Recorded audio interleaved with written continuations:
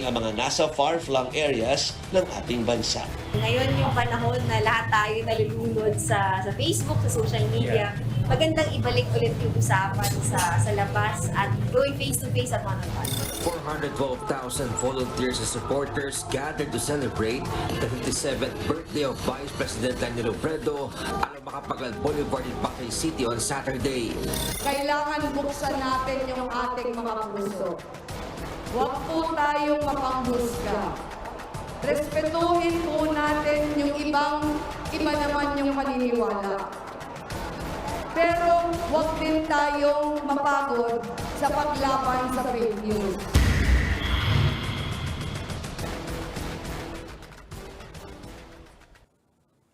For the first time in the history of Philippine elections, the Moro Islamic Liberation Front is endorsing a presidential candidate with hopes that she will help bring genuine peace through good governance if elected into office.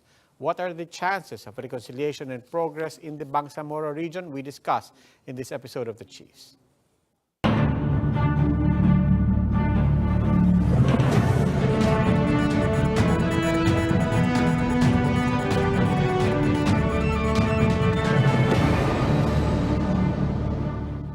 We will be joined by our guest and the other chiefs when we return.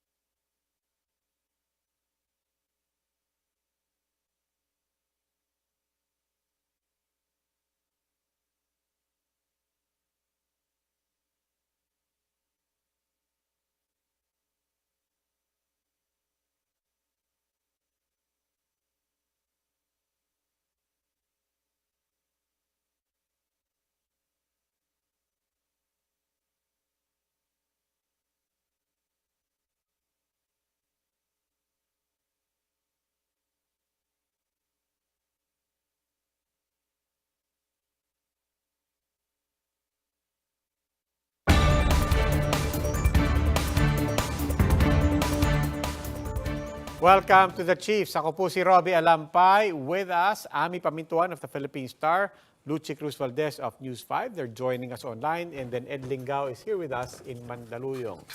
Chiefs, Happy Monday. happy Magandang gabi. Monday. Exactly 2 weeks to go before Election Day. Oo nga, malapit na. So last 2 weeks, parang basketball ba? Oo. And a lot of people are starting to really get worried yung nagpupunta sa precinct finder and nakikita nila either deactivated or pending and so on. But the Comelec has a message, one, don't panic. You can still call your your Comelec office near you and you can check. Kasi aminado naman sila parang yung database may problema lang sa Humahabol database. pa lang. It doesn't mean that you're not there. Botante na ako. Yeah. Ako rin. And I can vouch for that. I checked with the Comelec office and they vouched for it na active ang aking status. So, it works. Parang ang huli na kinabang sa akin na buro, si Constitution pa eh. Ako, hindi kayo bumoto ng 1972? barangay election. Plebiscito Ha? niya. 1935. Ang daming hindi alam yun no? Ah, Yeah. 2018, no? Kung hindi Yeah. kayo bumoto 2019, but you voted in 2016, oo. kahit alam na yung 2018 kasama yun. Oo. Hindi, pero kung bumoto ka naman ng 2019, ibig sabihin active ka. No, dapat diba? active ka. Oo. Ang daming mga biglang, ba't wala ako? Bumoto naman ng 2019. Yun yung marami. Yeah. Well, anyway, these are the things that the Comelec is trying to untangle, and hopefully it will be untangled. But for now, let's continue our conversation. Something historic has happened. Now joining us is Ahod Balawag Al-Haj Murad Ibrahim, Interim Chief Minister of the Bangsamoro Autonomous Region in Muslim Mindanao. He is also the chairperson of the Moro Islamic Liberation Front and its political party, the United Bangsamoro Justice Party. Good evening and welcome to the Chief, sir. Good evening, sir. Good evening, sir. Assalamualaikum. Assalamualaikum, sir. Waalaikumsalam warahmatullahi. Good evening sa inyong lahat sa TV1. So, thank you very much for hosting me in this program. Diretso po tayo sa malaking balita, the Moro Islamic Liberation Front endorsing Vice President Leni Robredo. Why Vice President Leni Robredo and why endorse now?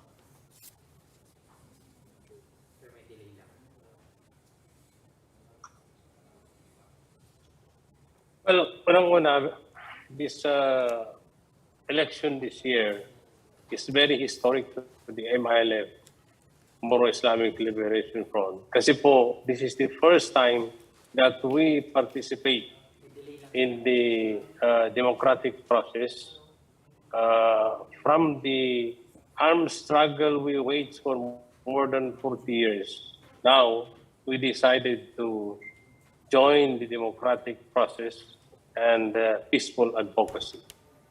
So, actually, ang nangyari, we set up a political party as early as 2013 in preparation na mag-succeed ang peace process and then magkaroon kami ng autonomous government. So we need to have a political party. Pero despite 2013, meron na kaming political party, we did 2019. Kasi po, wala pa yung Bangsamoro government. Kaya nandito na ang Bangsamoro government, Bangsamoro Autonomous Government, yung tinatawag na BARM, Bangsamoro Autonomous Region in Muslim Mindanao. So, kami po ay nag-decide na mag-field na ng mga candidates sa vote local and then support yung sa support the candidates in the national level. Now, unang ginawa namin is we were actually waiting for the president. We announced officially that whoever the president will endorse, ayun din ang i-endorso namin. However, after the passing of time, hindi po nag-endorse si Presidente, and finally he pronounced na hindi na siya mag-endorse. So, ito po ang nagtulak sa amin na we open all the candidates, national candidates, na pumunta sa amin at ilatag yung kanilang mga programa. So, for more than 2 weeks, dalawa po ang presidential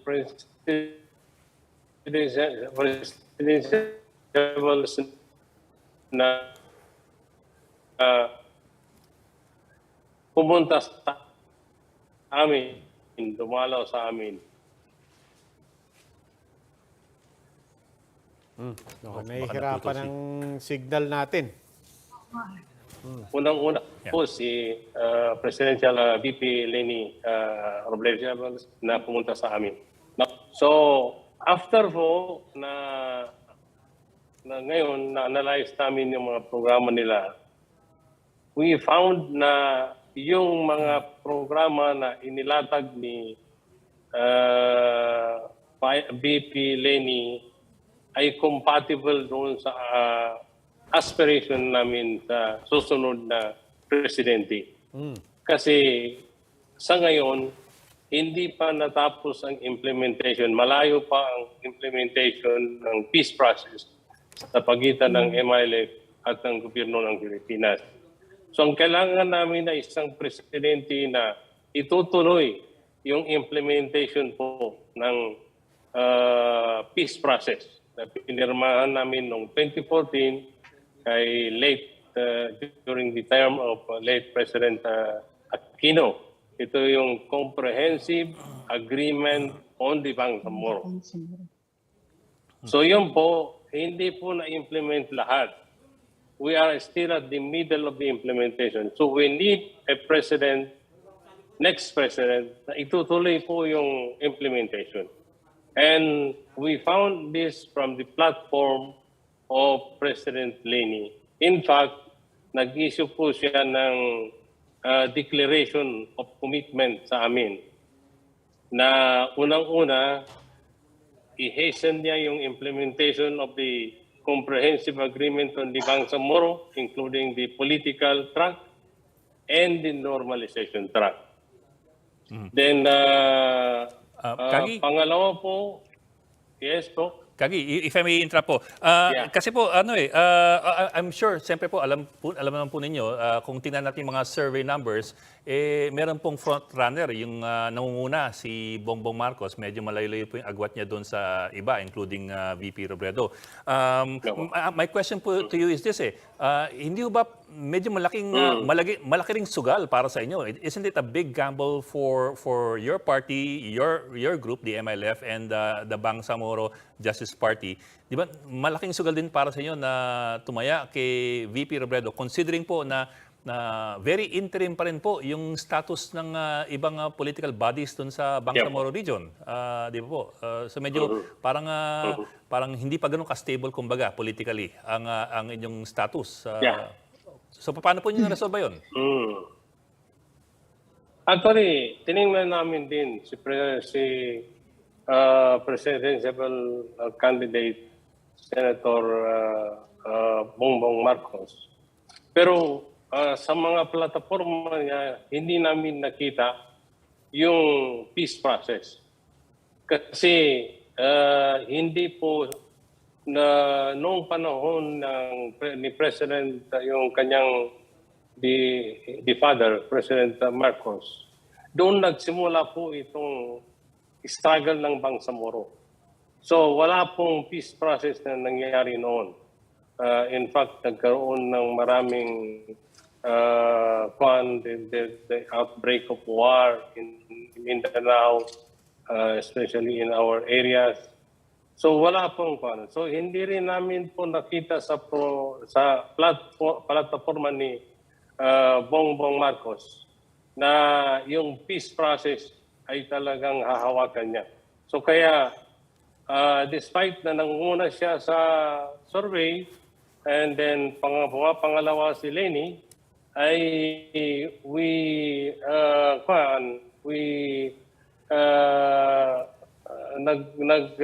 kami dito na kami kay Lenny dahil assured kami na kung siya ang mananalo.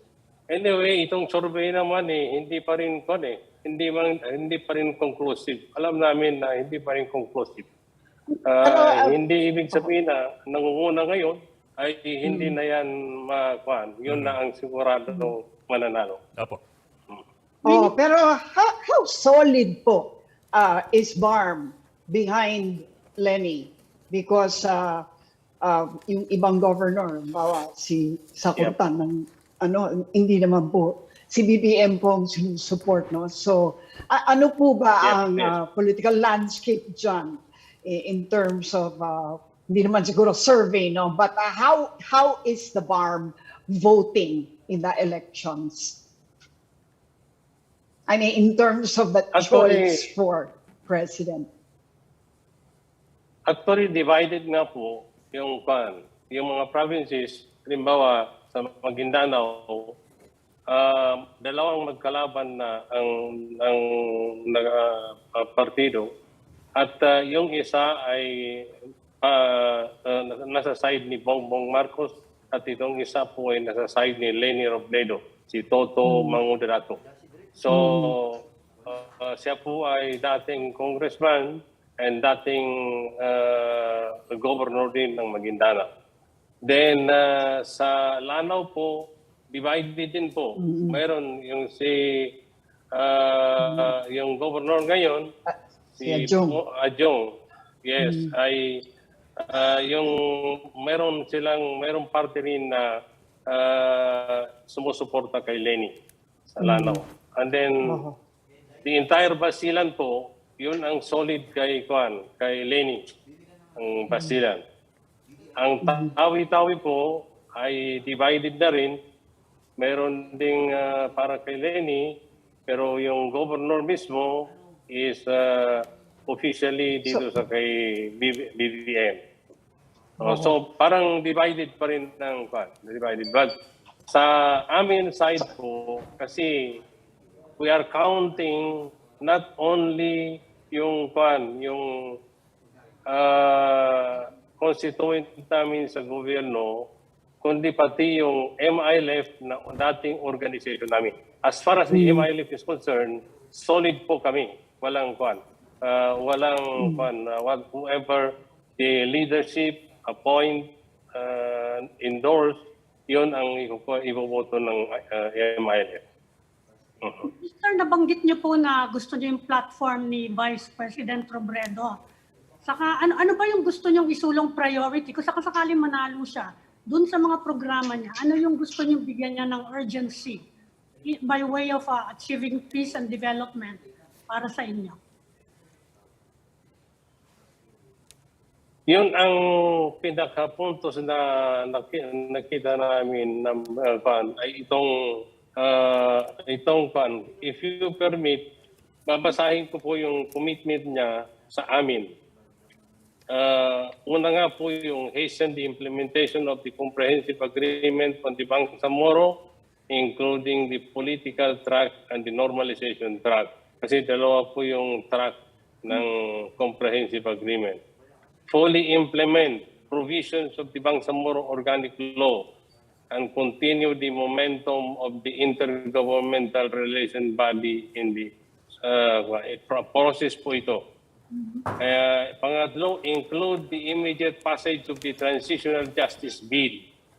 Activate the Amnesty Commission and fast-track the appointment of its member.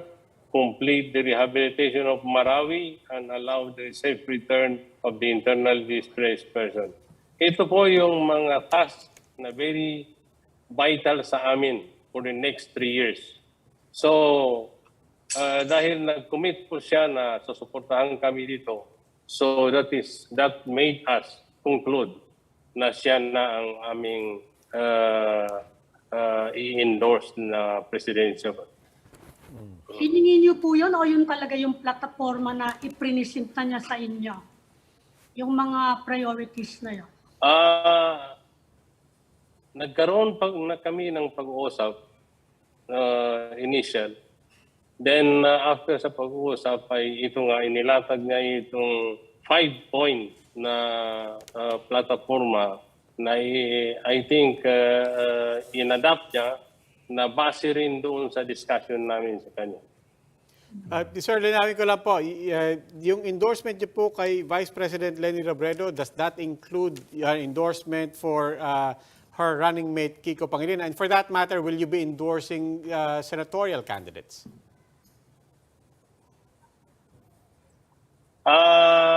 Yes po. Ang endorsement namin is mainly to kay Vice President Leni Robredo. Yung sa line-up niya, pipiliin po namin kung sino yung i-endorse namin. Although we have made commitment also sa kay President Duterte na we will also support the candidacy of his daughter, Sara Duterte. So, maaring i-endorse din namin, tingnan namin kung ano ang magiging views ni Sara, VP Sara, candidate for Vice President. Kung talagang magpa-endorse po sa amin, then maybe we are willing to endorse her also. Sir, if you don't mind, sir, medyo mag-zoom out lang ng konti from politics. Kasi po, of course, alam naman po natin na yung peace process parate masalimot, tsaka mahaba, at ironically, medyo madugo. Nakita nga natin na MNLF, nagkagulo-gulo yung MNLF peace process at maraming na-disappoint at marami ring hindi nakapaghintay at kumalas, for example, after 1996. I'm wondering po with the MILF, how are your people, how are your troops, for example, magmula nung 2014 at nung 2019 na BARM plebiscite, is there any kind of restlessness or impatience settling in because of, for example, hindi pa rin tapos yung normalization process at yung political process, medyo, di ba, minsan it takes longer than most warriors would want to wait for. Opo, tama po kayo. Actually, dalawa kasing track ngayong political track, which means the setting up of the government, the bureaucracy, and then the so lahat ito nasa political. Then there is the normalization track, which include yung lahat-lahat ng in order to normalize the situation in the area, at the same time normalize the life of the combatants. So kaya nga, we are decommissioning 40,000 combatants, our combatants. And sa ngayon po ay na-decommission namin is more than 3,000 na ang na-decommission namin. So far po, wala naman pong Although, yun nga, meron mga demand na i-fast track yung mga normalization process, pero sa panig po ng MILF, solid pa rin hanggang ngayon. Wala pong problema. And then part of the MNLF joined us in this government. Yung grupo po ni Muslimin Sema ay pumanig po sa amin. In fact, he is now one of our minister in the government. So, wala naman po kaming nakikitang malaking problema sa side ng And then, I think even Nor Miswari also, although hindi siya nag-participate, but he is watching carefully sa nangyayari sa MILF. So, we feel na we are still solid up to now. At ang importante lang is itong roadmap na napagkasunduan ay ma-implement. Once it is implemented, ang nakikita namin is talagang magkakaroon na ng genuine at long-lasting na kapayapaan dito po sa amin. Pahabol ko lang, Minister, kumusta yung security Yes po. for the elections? Kasi lagi naman pong magulo. until of course nagkaroon na nga ng peace process. Pero meron pa rin mga alalahanin ngayon na baka Well, hindi natin maalis na, sorry, hindi ko, kumusta po yung security preparation? actually, sa amin po is we are kasi meron kaming cooperation with the security sector sa police at saka sa army. In fact, we are now working on the integration of joining our forces to the AFP and the PNP. Meron pong nakatakdang kwan. And then we have already formed a joint peace and security teams. Ito pong joint peace and security teams is a combination of MILF forces na hindi pa na-decommission and then yung AFP at saka PNP. So ito po ay naka-deploy sila sa mga area, iba't ibang area, especially in hotspot area. So i-deploy natin ito. So kasama sila ngayon sa security sector, partner ng security sector para pangalagaan po ang kwan. Although merong mga nangyayari na hindi kwan, but it is still isolated na mga insidente po. Okay, Minister Ibrahim, maraming salamat po. Thank you, Minister. Salamat, sir. Thank you, Shukran. sir. Shukran. Thank you. Thank you very much. So,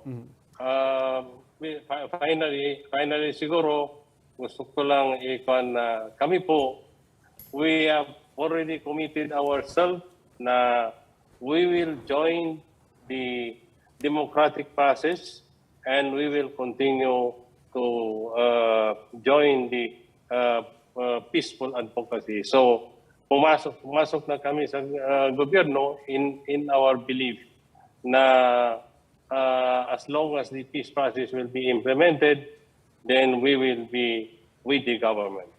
So, thank you very much po sa interview na ito. Okay.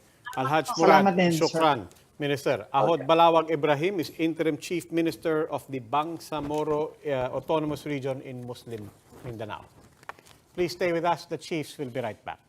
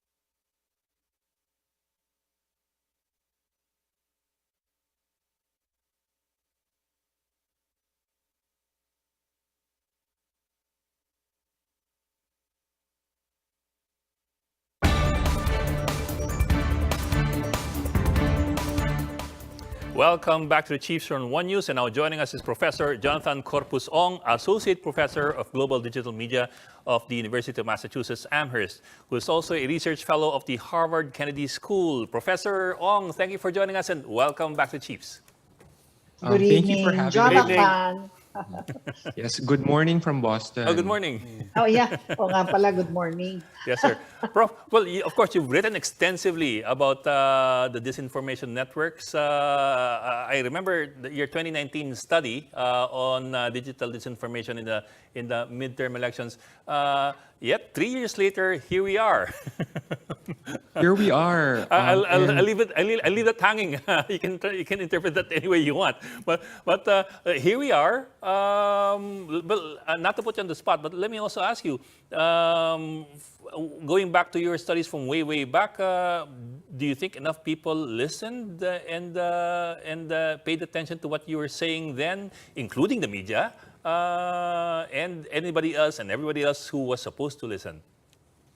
Wow. Well, thank you for that, Sir Ed. So for me, I think troll hunting must start at the top.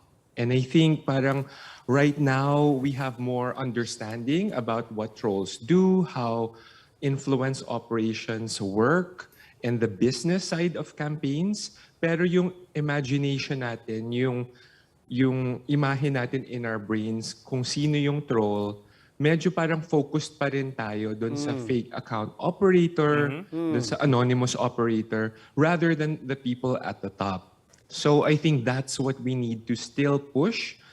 Yes, among you in media, parang also when you discuss the business of campaigns, to ask the strategists the tough questions about their responsibility and their complicity. Yeah, Mr. Prof, you've been writing a lot about accountability. Do we now know enough? Unahan ko na. Let's say you're at the Senate hearing na, and you're at the congressional hearing, and the legislators say, yes, we realize this is a problem. We want accountability, and we want it at the top. Do we now know enough, not only to say how it works, but to actually pinpoint and to tag who ultimately is accountable? I think we do know now. I think it is also open secrets among politicians. It's also open secrets among industry insiders and those working in advertising, PR firms, political consultancies, polling agencies as to who's running the show when it comes to campaigns. Diba? Yung campaigns ngayon na normalize na yung pag-offer nila ng above ground services, pero package na din doon yung under yung attack, right? Attack campaigns na below ground. So I think normalized na yon. Pero when it comes to mga Senate hearings, when it comes to even journalistic exposés, mahirap pa rin pangalanan sila. These are really powerful people, right? These are elites, economic elites, political elites. They also hold advertising money, and of course could withhold that from news agencies. And of course, you depend on advertising revenue too. And for us in academia, syempre, meron din kaming ethics protocols in terms of how to name these people. So it's easy for us to always be punching down and going after the low-level troll rather than holding accountable the political elites. Yeah, but I can understand when you say that open secret yan. I think everybody can relate to that, di ba? I mean, I have my suspicions who among our colleagues or the people I know in the agencies and so on. But, open secret just speaks to what? Testimonials, testimonies. Anecdotal. Like, my question is forensics. On the forensic level, especially on the technology side and on the platform side, can you establish a digital trail to say who is running these campaigns, not the accounts?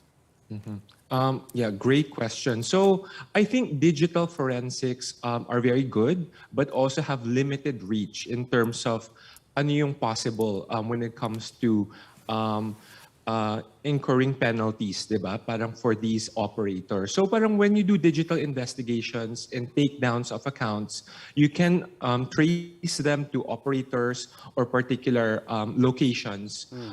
Pero whether there's real economic disincentives and penalties, like financial penalties on the people who are running the show, di ba? Instead of just the fake account operators, yun yung higher level pa. And I think what that needs is like deeper investigations. I think like audit mechanisms as well. I think kasama din dapat dito BIR. Kung nagbabayad ba ng buwis na tama itong mga PR firms na ito. So right now, itong mga pag-monitor natin ng social media spends, campaign spends, parang ang daming hindi nasasama dito. Even yung pagbayad sa influencers and influencer marketing. So marami pa ring loopholes na kailangan nating bantayan. And kailangan digital investigation, kailangan audit and taxation mechanisms as well. Is it really possible to enforce it? I really frankly see no way to enforce it, even if you say that it's an open secret. I mean, there's a code of omerta, I'm sure, that goes on. No? Yeah. Nobody will talk openly about anyone whom they know to be really on top of it.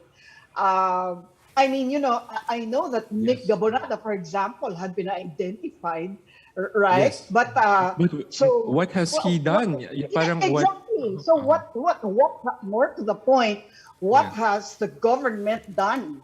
What has the government done? And we're talking about, let's just say, kung nanalo yung kandidatong sinusupport niya or that candidate that that they were working for, whether directly or indirectly, parang how do you go after that?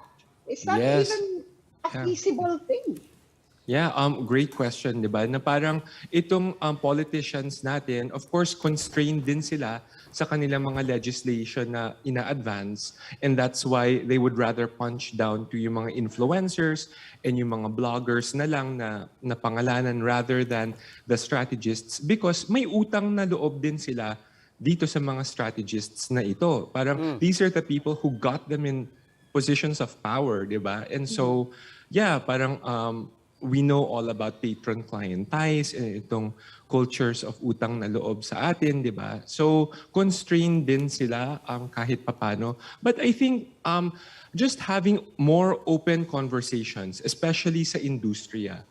And I hear this possibility come from younger people. Parang when we engage with young creative workers who work in advertising agencies, in PR firms, sa kanila mismo nang gagaling na actually it felt really bad for me na I had to work for a political campaign and we had to do dirty campaigns and attack memes. That was not a job that I signed up for. So I think for us to open conversation in the media, to amplify itong voices na itong mga creative workers who are actually going through ethical dilemmas, diba, in their work, to normalize having these conversations. Okay. So I think that's a step. But I do think there should be other ways. Pwede ba nating pangalanan? Can COMELEC kind of enforce na politicians should name the PR firms, the polling firms that are part of their campaigns para there should be transparency. So I'm not here to talk about parang may penalty agad, but just for the sake of transparency. So I think that kind of mechanism is parang it's like a modest proposal. Yeah. And I wonder whether any politicians might want to take that up. Yeah, but Professor Ong, di ba, parang I think you can already hear the jaded and cynical response to that. I mean, kung magbibigay lang din ng PR agency, then I'll give you a list right now, di ba?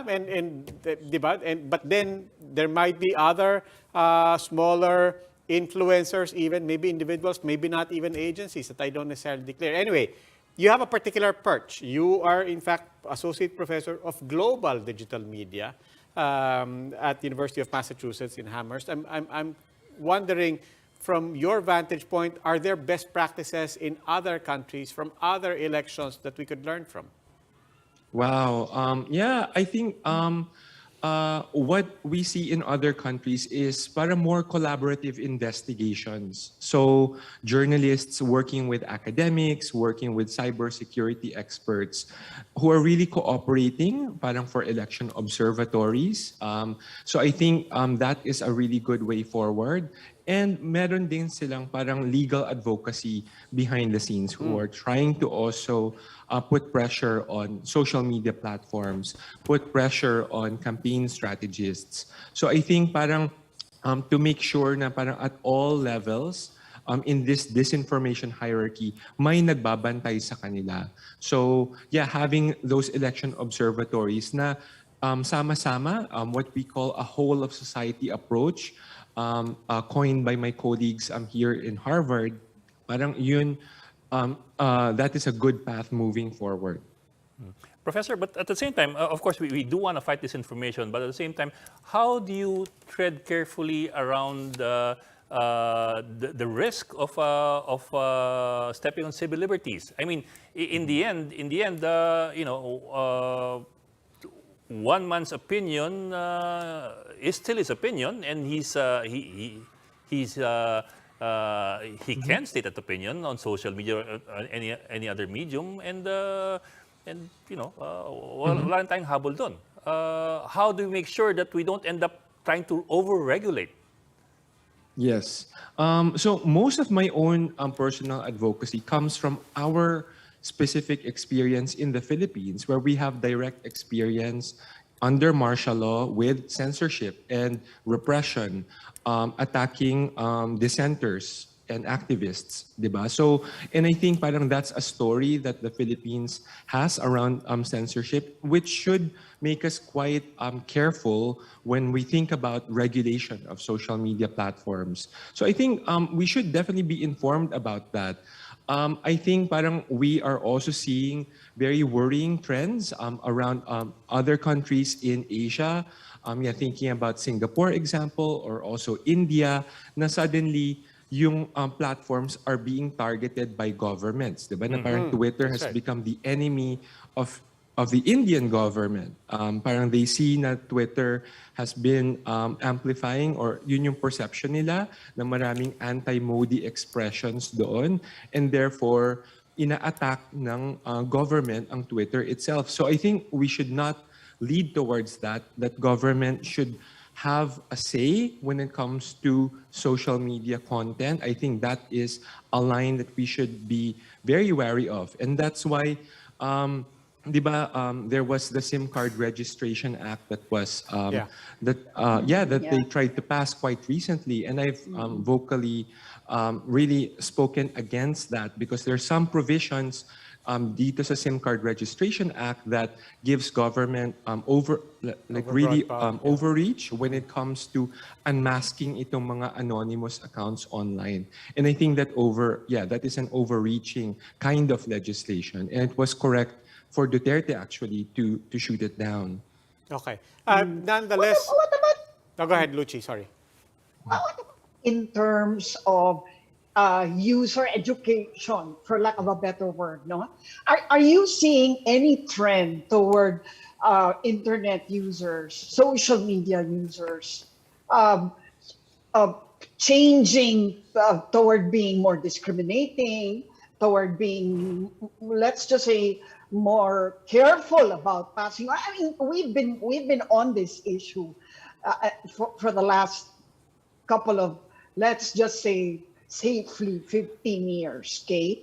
And heating up since the last 6 years, especially as it really directly had an impact on election results. So I'm wondering whether by way of user education, has there been some change for the good?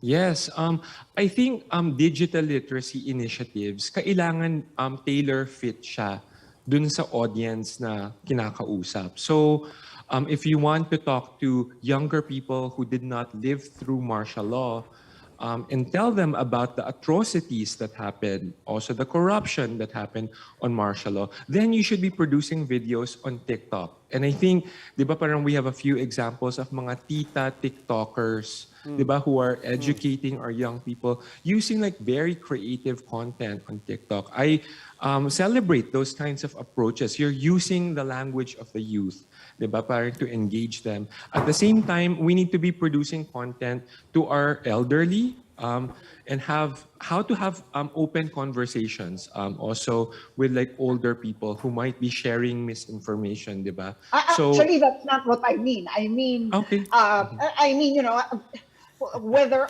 I'm not talking about the content that you push. I'm talking about educating users in knowing whether what they're watching is real or not, is true or not, in making them a little more, let's just say, discriminating or suspicious about what they're reading, and not being too gullible. I mean, is there a way to do that? Instead of controlling the source, you kind of like control the reaction to the content being brought forth by the source. Yes, and to that point, Ms. Lucci, I think yes, my point still stands. Now we should be producing content on Instagram, yung mga slideshows on Instagram, mga explainers about martial law. Kailangan nandun din tayo. Kailangan meron din tayong playful videos on TikTok to engage the youth. We need to also be sending relevant content to older generations. To help them be more critical about the information that they share. Kailangan nandun tayo and immersed dun sa platforms rather than expect them to be coming to our existing media channels, for example. So kailangan parang we need yung distribution of kung for example like yung program yun na One News, to cut it up in shorter, sound bites, shorter clips, seed it in specific communities. Importante po yun. Also translate it to different dialects. Importante din yun, di ba? To show like affinity and the openness to have that conversation in languages that communities would understand. Hey, Professor Ong, we're almost out of time. I think all of us are concerned about basically information resilience. Diba? Not just not just regulating, not just quality, but really having that resilience within our people. But given all the concerns that have been expressed and even the ideas that have been expressed, I'm wondering where your thesis statement would stand on this question. The free market of ideas. Is it working or is it broken? So I still think that troll hunting must start at the top, and we need to hold accountable political elites and politicians. So parang for me, it's always important to punch up rather than punch down. So when it comes to any investigations of unmasking the trolls or anonymous operators, I think we always need to hold responsible those with power. And of course, starting with our politicians, diba? To call them out on their lies, when they cite false poll numbers or false numbers when it comes to attendees of their rallies, kailangan natin silang to hold accountable. So again, everyone needs to be like punching up rather than down. And also, understand voters where they're coming from, diba? Parang to show that we're not here to look down, talk down on voters. Also call out, the very dangerous bobotante discourse, diba? I think that's very dangerous. Na parang we need to really have an open conversation and understand also people's fears and grievances, affirm those. So I think those two things would be my thesis statement. Okay. Jonathan Ong, Professor of Global Digital Media at the University of Massachusetts. He's also a research fellow at the Harvard Kennedy School of Government. Jonathan, maraming salamat. Always a pleasure. Thank you so much. Thank you, Jonathan. That will be all for this edition of the Chiefs. We hope what was discussed here will keep the conversation going. Before we go, a reminder to our viewers, mask on, wash hands, stay safe, Philippines. I'm Robbie Alampay. I'm Lucci Cruz Valdez of News 5. I'm Ed Lingao, and we are One News.